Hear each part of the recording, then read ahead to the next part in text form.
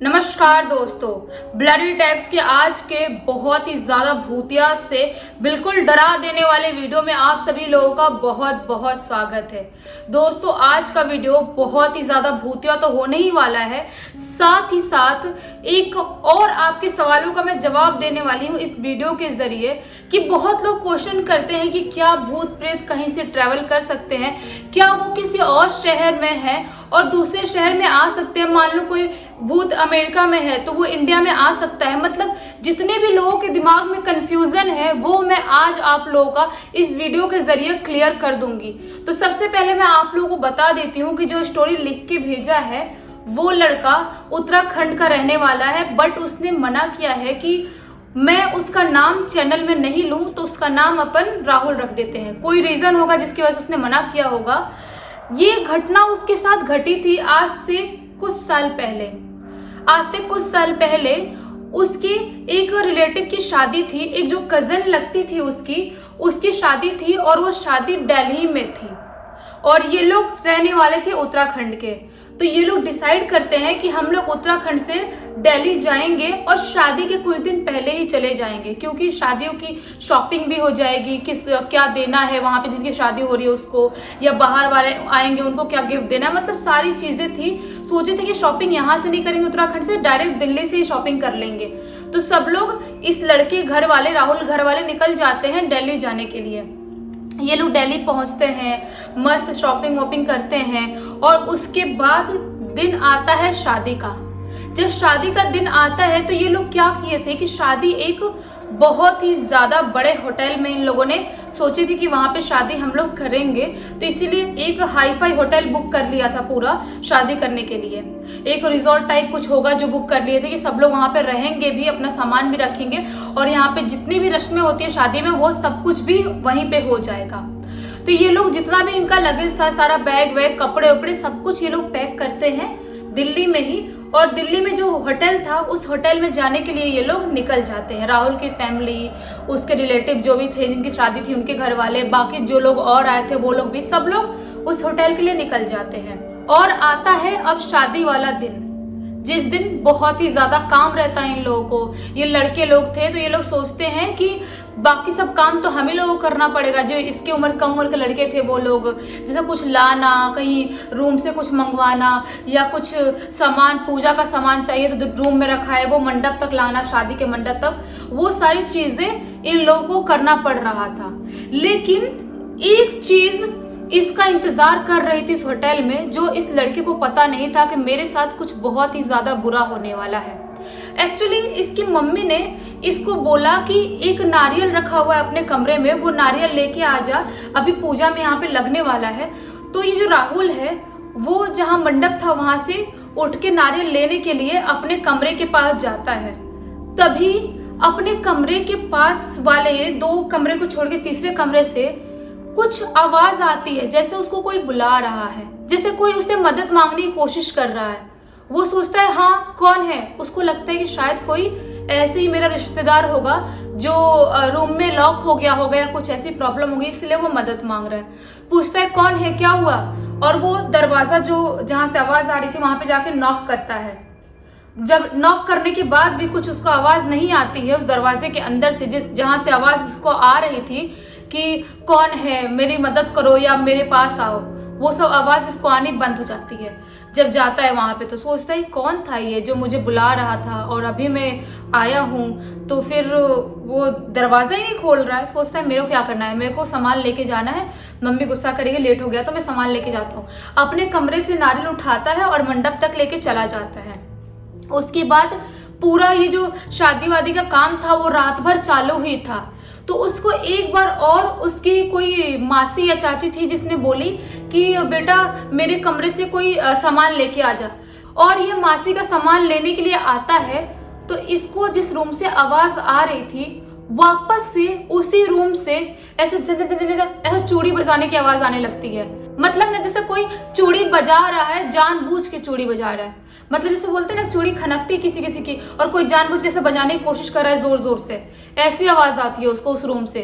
सोचता है कि उस कमरे से ऐसी आवाज क्यों आ रही है, मैं जाके देखूं नहीं देखूं, मतलब वो सोचता है कि मैं क्यों पंचायत करूं, मतलब किसी के रूम में जा जाके मैं क्यों देखूं, छोड़ देता हूँ, अपने काम में लग जाता हूँ। ये जो भी सामान के लिए इसको भेजा गया था वो सामान लेके वहां तक, शादी जहाँ हो रही थी वहां तक पहुंच जाता है। ये जो शादी वाला माहौल था ना, ये रात भर चल रहा था पूरे, तो कोई ना कोई काम के लिए इसको, इसके भाई लोगों को, सबको आना जाना करना पड़ रहा था, कभी कमरे में, कभी होटल में, किसी से बात करने के लिए, ये सब चल ही रहा था। तभी अचानक से क्या होता है कि इसको कोई काम के लिए वापस अपने रूम में आना पड़ता है या चेंज करने के लिए आता है। सोचता है कि ये जो कपड़े मैंने पहना हूँ वो कंफर्टेबल नहीं लग रहा है, तो मैं एक काम करता हूँ, चेंज कर लेता हूँ, कुछ और पहन लेता हूँ। जब अपने कमरे में अपने कपड़े चेंज करने के लिए आता है तो उसको किसी के बहुत ही जोर जोर से हंसने की आवाज आती है उस कमरे से। उस कमरे से इसको 2 बार आवाज आ चुकी थी। वो जो कमरा था ना, इसके कमरे के 2 कमरे को छोड़ के उसके बाद था। वो सोचता है इतने जोर जोर से, इतनी गंदी आवाज में हंस कौन रहा है, मैं जाके देखता हूँ भला ये क्या चल रहा है यहाँ पे। किसी के बुलाने की आवाज आई, कोई फुकट में चूड़ी बजा रहा था इतने जोर जोर से, और अभी किसी के हंसने की आवाज आ रही है। मतलब क्या शादी वादी में नहीं जा रहे हैं वहां पे मंडप में, यहाँ पे कोई कमरे में क्या कर रहा है। तो सोचता है कि मैं जाता हूँ और इस बार जोर से दरवाजा बजाऊंगा और खुलवाने की कोशिश करूंगा। वो जब जाता है ना तो देखता है कि जो रूम था वो रूम लॉक था ही नहीं, वो रूम खुला हुआ था। मतलब खुला हुआ कैसे कि ऐसे लगाया हुआ था रूम, उसको ऐसे धक्का मार के खोल सकता है, ऐसे वाले सिचुएशन में था। तो वो जाता है रूम के अंदर और पूरा रूम चेक करता है, उसको वहां पे कोई भी दिखाई नहीं देता है। उसको समझ में नहीं आता है कि ये जो हंसने की आवाज आ रही थी वो इसी रूम से आ रही थी, तो यहाँ पे आने के बाद मुझे कोई दिखाई क्यों नहीं दे रहा है। ये सब कुछ वो सोच ही रहा होता है कि उसका एक कजन उसको बुलाने के लिए आता है, पूछता है तो इधर क्या कर रहा है। तो बोलते हैं कि पता नहीं यार, मुझे लगा यहाँ पे कोई है, किसी की आवाज आ रही थी, मैं देखने के लिए आ गया। तो बोलता है छोड़ना यार, शादी का माहौल है, चल अपन मस्ती करते हैं, यहाँ पे क्या कर रहा है। तो वो जो उसका कजन आता है राहुल का, उसको लेके जाता है शादी में। शादी वाला दिन इसका ऐसे ही करके कट जाता है और अब वक्त आता है इनको वापस उत्तराखंड आने के लिए। जब ये लोग उत्तराखंड वापस आते हैं तो एक दिन तक इसके साथ ऐसी कोई भी प्रॉब्लम नहीं होती है या कुछ भी इसकी लाइफ में ऐसा, मतलब कुछ भी स्ट्रेस रहता ही नहीं है। लेकिन दूसरे दिन रात में जब ये सो रहा था, इसको एक बहुत ही गंदा सपना आता है, बहुत ही गंदा। उस सपने में एक औरत है, बहुत ही गंदी दिखने वाली औरत, जो औरत बोल रही है कि तूने आखिर मुझे बुला ही लिया अपने घर में। ये सोचता है कि मैंने कैसे किसी औरत को बुलाया।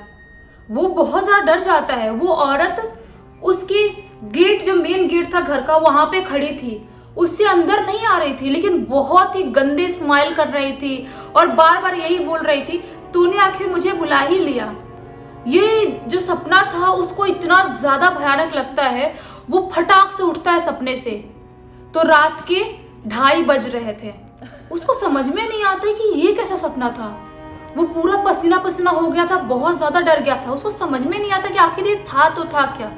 उसको लगता है शायद मेरा वहम होगा, ऐसे कभी कभी कुछ बुरे सपने आते हैं इसलिए मेरे को ऐसा सपना आ गया होगा। लेकिन इसको नहीं पता था कि जो मेरे को ये सपना एक बार आया है वो मेरी जिंदगी में आगे चल के क्या होने वाला है या क्या करने वाला है। कोई ऐसी शैतानी शक्ति थी जो उसका इंतजार कर रही थी।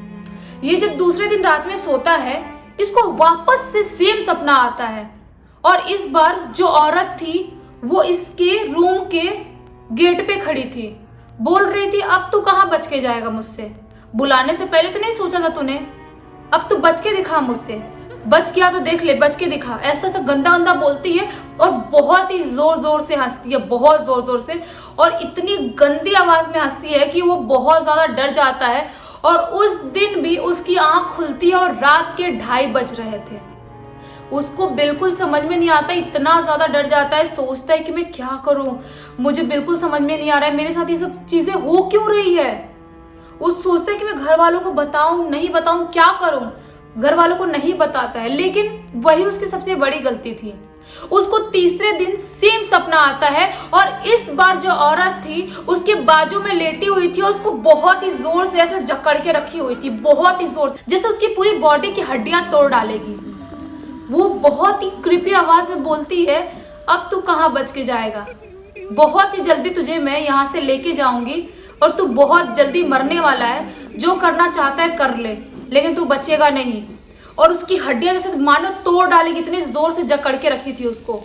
वो इतना ज्यादा डर जाता है उस दिन भी उसकी सेम टाइम पे नींद खुलती, इतना ज्यादा डर जाता है कि सोचता है कि मैं सुबह अपने घर वालों को सब कुछ बताऊंगा, कुछ तो गड़बड़ हो रहा है मेरे साथ। सुबह सुबह उठता है और अपने मॉम डैड को, सब घर वालों को बताता है कि मेरे साथ ऐसी चीज़ें हो रही हैं।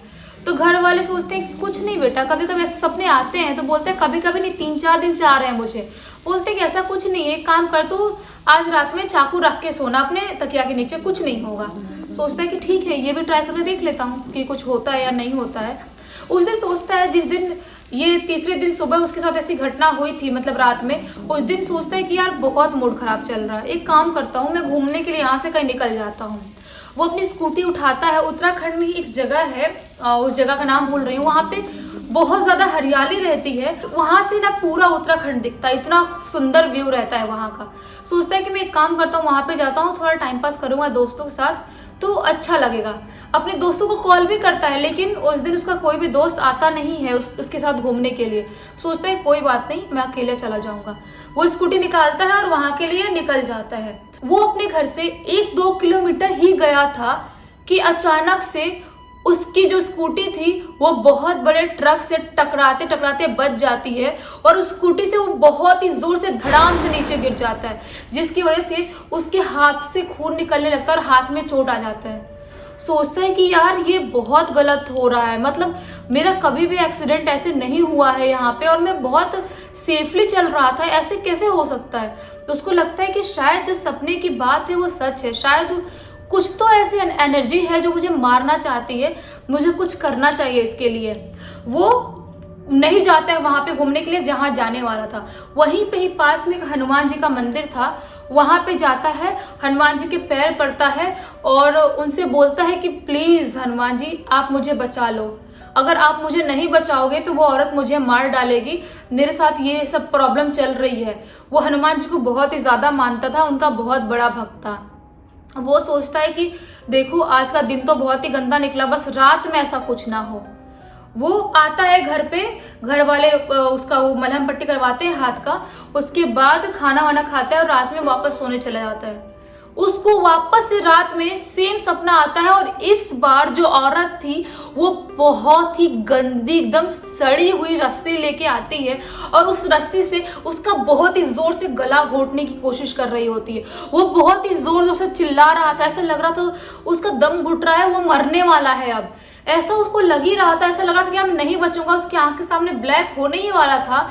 उसको दिखाई देता है कि कोई आदमी, एक सफेद रोशनी हुई है और वहां से कोई आदमी मुझे दिखाई दे रहा है जिसके हाथ में गदा है जैसे हनुमान जी का रहता है, और वो सिर्फ गदा से उस चुड़ैल के ऊपर ऐसा टच ही करता है कि वो चुड़ैल बहुत ही जोरों से चिल्लाने लगती है, पूरी वाइब्रेट होने लगती है और वहां से हट जाती है। बोलती है जला डाला मुझे जला डाला। चुड़ैल इतनी जोरों से चिल्लाने लगती है, ऐसा बोलने लगती है मैं कभी नहीं आऊंगी यहाँ पे, मैं कुछ नहीं करूंगी इसके साथ, ऐसा बोलने लगती है और चिल्लाते चिल्लाते वहां से भाग जाती है। और यकीन मानो उसके बाद राहुल को कभी भी जिंदगी में वैसा कोई भी डरावना सपना नहीं आया, आज तक नहीं आया, और उसके लाइफ में कुछ भी ऐसी घटना आज तक नहीं घटी। तो मतलब सोचो, एक चुड़ैल दिल्ली से उत्तराखंड भी आ सकती है। वो कैसे आ सकती है मैं आप लोगों को बताती हूँ, बोला था मैंने लास्ट तक बताऊंगी। क्या होता है कि अगर आपको कोई भी शैतानी शक्ति आपको आवाहन दे रही है, बुलाने की कोशिश कर रही है या आपको अपने वश में करने की कोशिश कर रही है, अगर आप उनके बुलाने पे वहां पे चले गए तो उनको लगता है कि ये तो मेरे वश में हो गया, मेरे बुलाने पे आ गया, मतलब इसके साथ मैं आराम से रह सकती हूँ।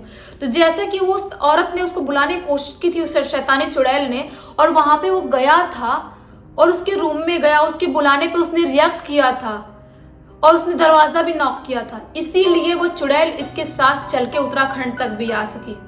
नहीं तो जो भूत प्रेत होते हैं उनका एक लिमिट होता है कि उस लिमिट से वो बाहर नहीं निकल सकते, लेकिन इसके साथ इसलिए आ पाई यहाँ पे क्योंकि उसने बुलाया था और इसने रिएक्ट किया, इसलिए इसके साथ आई।